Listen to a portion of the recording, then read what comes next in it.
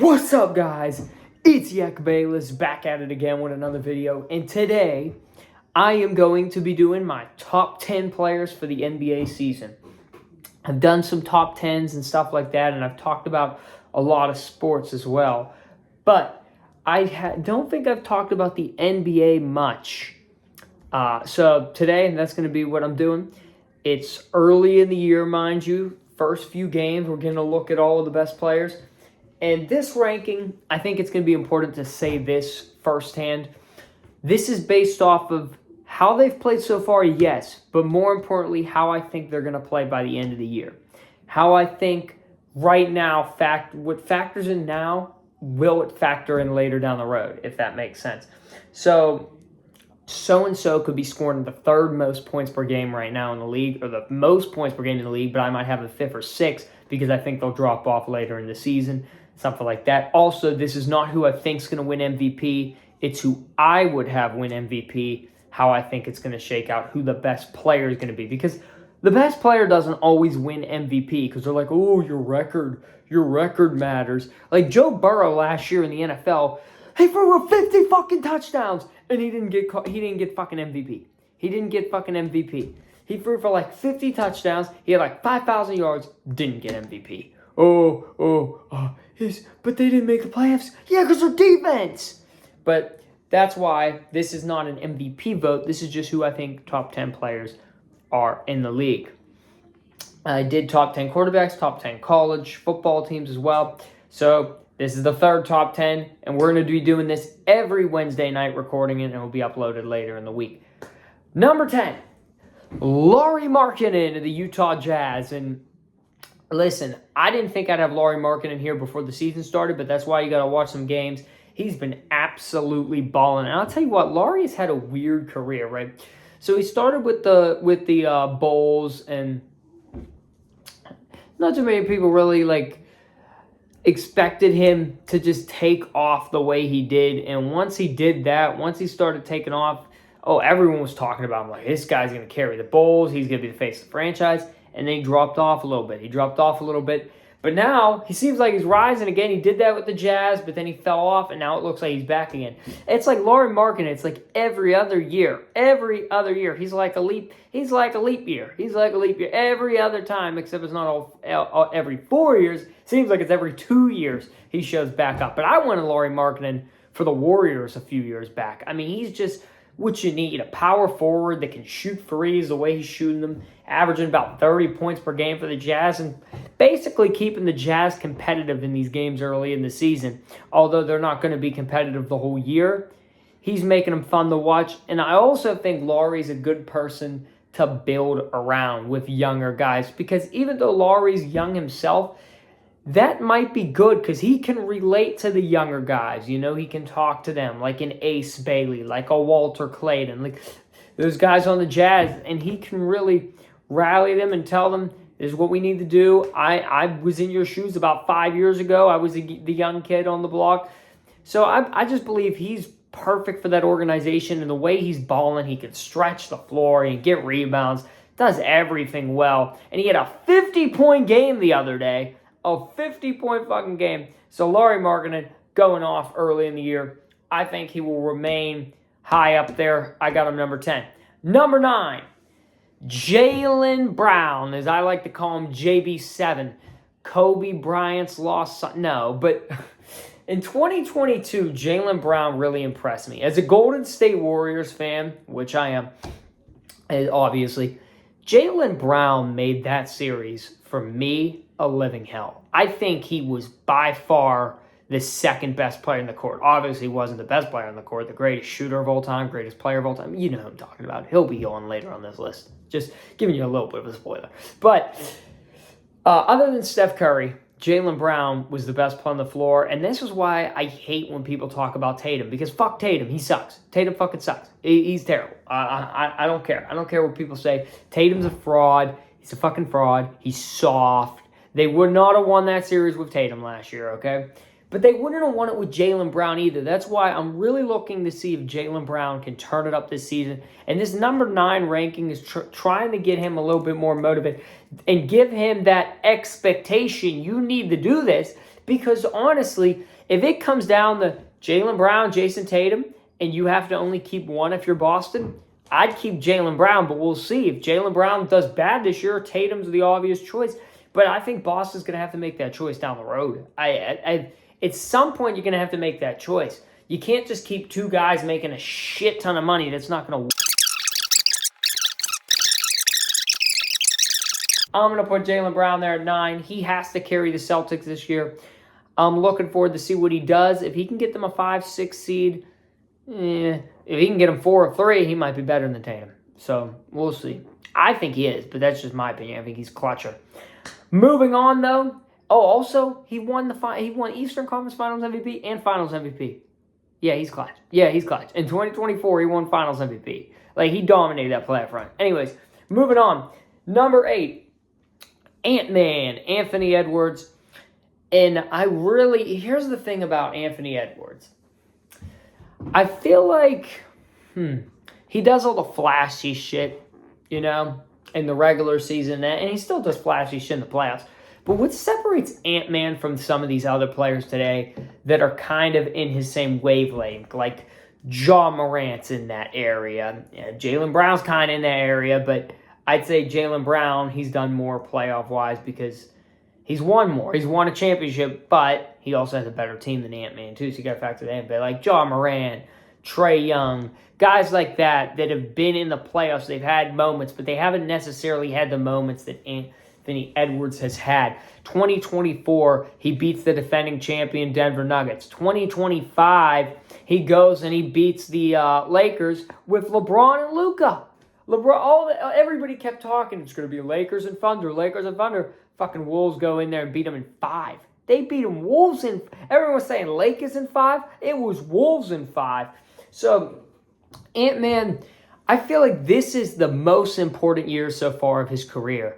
If he can carry the Wolves and build off of last year's loss, because they lost, and they lost bad to the Thunder, but if he can build off that loss and move into this season, and the Timberwolves make a run and maybe meet the Thunder and beat them, I mean, he's going to ascend. Everybody's already trying to compare him to Jordan. It did take Jordan a long time. I'm not going to say that that's a bad comparison. It took Jordan a long time. It took Jordan 7 years. Ant-Man has not been in the league 7 years. It took Jordan 7 years to reach a final. So Ant-Man, he's chipping away at it every year. He's getting closer. The Mavericks in 2024 lost to Thunder in 2025. Maybe he'll make the finals this year. But he's going to have to be the leader for sure with Minnesota now. I'd say 2028, Timberwolves make the finals. Bold prediction. Just throw it out there now. Moving on, though, number 7, and I hate putting him 7 because I love him so much, but Chef Luka Curry, to copy off of Flight Reacts. Man, I love Steph. And it's just what he does, his age, his longevity has to be studied. I mean, this man, did we really think 10 years ago Steph Curry would still be dropping off cats the way he drops them off now? The way he did to the Lakers, the way he did to the Nuggets. Did you guys watch that Nuggets game? Steph Curry had 7 points in the first half. In the second half, it was like a light switch turned on in his head. He's like, oh shit, I'm in a fucking basketball game, and I'm the best fucker on this court. And he showed he was the best fucker on that court. He scored 35 points in the second half in overtime. He had like 16 consecutive points in the fourth quarter. Because that is Steph Curry, and that's what he'll fucking do on a nightly basis. Just Curry, even when the team's having a bad game, which they had against Portland, he still scored about 30 points. He just does everything you need him to do. He's such a good leader. He's the greatest shooter of all time. He is what makes the Warriors go. If the Warriors never had Steph Curry, if he was never drafted to the Warriors, would the Warriors even still be in the NBA? I know they had Rick Barry in 1975, but my fucking goodness, other than Run TMC, what the hell do the Warriors have? But Steph, number 7, I can't put him higher than that because of his age. But in the playoffs, I would have him on a higher echelon. But this is regular season rankings. Number 6, Luka Doncic of the Los Angeles Lakers. I struggle between him and Steph. I hate to put him ahead of Steph, but I kind of have to because he's just younger. Both of them not really good at defense. But I'll tell you what, I mean, Luka jumped off. Luka's first 3 games, the dude scored about 130 points in his first 3 games. That's like fucking 45 a game. Like, Luka's doing ridiculous. Again, though, the thing with the Lakers is, can that defense stay intact? But Luka, he's going to continue to do what he does. He does it every season. We've seen him. He's a guaranteed 30, it seems like, on most nights in the NBA. A guaranteed 30. A lot of times he'll give you 40. Sometimes he gives you 50. Sometimes he'll give you a 60-point fucking triple-double. That's why you're such an idiot for fucking trading him, Nico. But Luka, he's just at the age where this is his league, and he knows that. This is his league. He's going off. But I think when LeBron comes back and Austin Reeves getting the ball more, and Austin Reeves right now is averaging more than Luka. Obviously, Luka's had some injuries, or he hasn't been in some of the games. He's been out of some of the games, in and out, and Reeves has played like every game. But Reeves, he's averaging like 32 points right now? So he has the ball. LeBron has the ball. So I just don't think Luka's going to have the ball as much. But, I mean, everybody's waiting to see what he does, what those Lakers do in the playoffs and what he does in the playoffs, because he was a no-show on defense. He got in shape this season. That's another reason I'm putting him number 6. He's in shape now. We'll see what he can do. He's a unicorn. Luka's a unicorn. We know that. We know about the stats. Now, can we see some of that playoff success? Can you get back to the finals? That stuff. That's what I'm looking for. Well, all these rankings, they're just regular season rankings, but I'm looking to see what these players can do in the playoffs afterwards. Number 5 is going to shock y'all. Tyrese Maxey. Tyrese Maxey's number 5 best player in the NBA. Call me crazy. Call me fucking crazy. But I love what the Sixers are looking like right now. Tyrese Maxey and VJ Edgecombe might be the greatest young backcourt we've seen in a long time. I mean, they look like the best backcourt since, well, dare I say, I don't want to say that. That's a little too early, Steph and Clay. But it's a little too early for that. But Tyrese Maxey is averaging 34 this year. He's averaging the most points in the NBA. I knew you guys would be shocked. I had to give you a surprise prediction, and that is mine. Tyrese Maxey will finish in MVP voting or close enough to that, somewhere around there. I told you this ain't MVP standings, like where they'll finish, but Maxey's going to be around there for sure. I got him number 5. I got him number 5 right now. I think he's the best player on the Sixers now. I don't think it's Embiid anymore. Embiid injury prone. Maxey, he's taken the bigger step. You got him, Edgecombe, Quinn and Grimes. I love that Philadelphia team. And even without Embiid to make it far in the playoffs. And with him, if Embiid can stay healthy and Edgecombe keeps progressing the way he is, because a lot of Tyrese Maxey, a lot of his Edgecombe's success is also because of Tyrese Maxey. Tyrese Maxey has the confidence in him. He's dishing him the ball. He's making the plays. He's giving him the ball, and then he's also taking the ball in the fourth when he needs to. The game against Boston, Maxey went takeover mode in the fourth. Against the Wizards, yeah, it's the Wizards, but down 11, get the ball to Maxey, turn the whole game around. So I didn't see this out of Kentucky this quick, but I mean, ever since James Harden left, Maxey was like, I'm that guy now. I'm that guy. Embiid, you can take a step back. I got this. I'm the team now. And we'll see what happens with Embiid and with Paul George and them. But this is a good nucleus of good players with Edgecombe and Maxey and Grimes. Great shooters in Philly. And then you surround them with Embiid. I think it's going to work. I really think in a weak Eastern Conference too, you don't have that many great teams in the East. So we'll see what happens. Number 4, Victor Wembanyama. The dude's a fucking alien. What can I say? The dude is a fucking alien. What's he get? 25 a game? About fucking 15 rebounds? 25 and 15 a game? And he's shooting about 37% from three-point range? How do you compete with that? He's 7'6", and he's shooting, 38% from three? Just effortless. He dominated the Mavericks on open night. Absolutely dominated them. And the Spurs got the second best record in the Western Conference right now. How could you not put Victor Wembanyama number 4 right now in the NBA? He's playing unreal basketball. I don't know exactly what the record is. I think it's like 6-2 or something. But Wemby's doing it, and they got him, they got De'Aaron Fox, Stephon Castle. I would not be surprised if the Spurs made a deep run in the playoffs this year. Number 3, I hate this guy, but I got to put him number 3. And he probably got at least probably 30 free throws today. SG free throw, SGA, Shai Gilgeous-Alexander, Shai Gilgeous-Alec flop fouls. Yeah, I have to put him 3. I mean, OKC hasn't lost yet. OKC hasn't fucking lost a game yet. You're kidding me? And SGA, his second game of the year against the Pacers, the dude got 50 points. He won the MVP last year. He won the Finals MVP, although that should have been Halliburton. But anyway, he won the Finals MVP.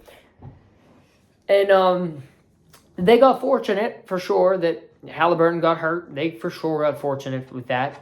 But he won the game. They took it over in the third quarter. You still had to win the game. It was still an up-for-grabs game, and Thunder won it and won the championship. He's a young star. He gets a lot of fouls, no doubt about it. He goes to the line about 20, 25 times. But, hey, it's working for him. The system's working for him. Then good for him, I guess. But I swear, if my Warriors get screwed in the fucking conference finals because that motherfucker flops on the field, I'm going to be pissed.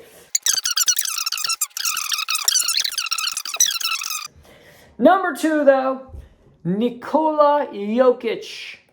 He is the Serbian superstar. Just 30 points. I've never seen someone so effortlessly get triple-doubles. And remember last year, what did he have? Like a 60-point, 20-assist game, and he was like, oh, no, it doesn't matter. Or he had like a 30-point, 20-assist game. And then he had a game where he had like a 60-point triple-double against the Timberwolves in one of the greatest games of the year, and they fucking lost the game. That's how much he fucking carries them. He scores 60 points, and they still lose by 1 point. 60-point triple-double. But Jamal Murray's been helping him a lot. He's been helping him a lot early in the year. But I believe Jokic is going to turn it up. He has that it factor where he's just so dominant, the passes that he makes. So he'll throw a pass behind his head, between his legs. He's going to get it together, and I still think Jokic is by far the number 1 basketball player in the league. Even though I have him number 2 right now, if I had to go over the course of the last 4 to 5 years, Jokic would have been my MVP in maybe 4 of them. Even last year, he would have been my MVP. A lot of people said, oh, SGA. I think it should have been Jokic. But moving on to number 1. This might shock you. Probably not if you know basketball. But not Jokic, not SGA, not Wemby. This guy's not going to win MVP because his team's record is going to be pretty bad. But I think right now, and I think it will continue for the rest of the season because he's got nobody else on his team that's fucking good, except maybe Ryan Rollins, apparently because the Warriors can't stop him. Giannis Antetokounmpo, the number 1 basketball player for the course of this season. I believe he will be the number 1 player at the end of the year. Will he win MVP? Not necessarily. Because, again, like I said, this doesn't guarantee an MVP, but I believe Giannis is going to have a phenomenal year for the Milwaukee Bucks because who they have on the team? Dame Lillard left. I guess you have Miles Turner and Kyle Kuzma, but really that's no one. And he's already shown it. What's he averaging? Like 33 a game right now? Like 16 rebounds a game? Like he's going, I don't know his exact stats, but he's going off. He had to sit out the Warriors game and they won. They won that game somehow, but make no mistake, Giannis carries his team against the Knicks. They're down 10 in the third quarter. Just turns it up real quick. Now you're up 15. If he carries this team to a 3 seed, I think he will win MVP. I don't know if he can carry this team to the 3 seed because this team is so bad. But if he does, he's going to win MVP. I think Giannis is right now better than SGA. And I don't like the way Jokic's season started. I would have had him 1, but his season started pretty bad, and Giannis is just taking charge. It looks like the Bucks haven't even missed a step. I mean, he's carrying, for all the people saying he was going to leave or he was going to duck the smoke, he ain't fucking ducking the smoke. Maybe they'll trade him in February to the Knicks. I don't know. But that won't be his fault. He's balling right now. The Bucks, I don't know their exact record, but with Giannis, I mean, they're winning games. And even if they don't win games, if he's putting up 36 points, it's going to be hard to ignore it. It's going to be hard to ignore it because he's on a really bad team. But it just shows, like, he's loyal. He's loyal, obviously. I didn't think I would be glazing Giannis in this. I didn't think I'd be picking Giannis. But if I look at all of the people overall who's playing the best right now and who I think will play the best by the end of the season, I think it's going to be Giannis. I just do. He's got to stay healthy, but I think it's going to be him. But that's going to do it. Honorable mentions. I had some honorable mentions. Crazy. It sounds Josh fucking Giddey right now. Hey, the Bulls, don't look now. The Bulls might make the fucking playoffs. They might be in the Eastern Conference Final the way things are going here. Mitchell, but the Cavs haven't played great. Brunson, I don't know. To me, he's more of a playoff guy. Those are some of the others. I know people are always going to throw out LeBron, but he's old, in my opinion. I don't think anymore. VJ Escombe, maybe. Maybe VJ Escombe continues this and is like a fucking top 5 player at the end of the year. Who fucking knows? But that's going to do it for the end of this video. Those are my top 10 again. 10 Lowry, 9 JB7, 8 Ant-Man, Chef Curry 7, Luka 6, Tyrese Maxey, clap it up for him. 4 Wembanyama, 3 SG3 Pro, 2 Jokic, and 1 Giannis. That's going to do it for today. I'm Yek Bayless, and I'm going to skip on out of here.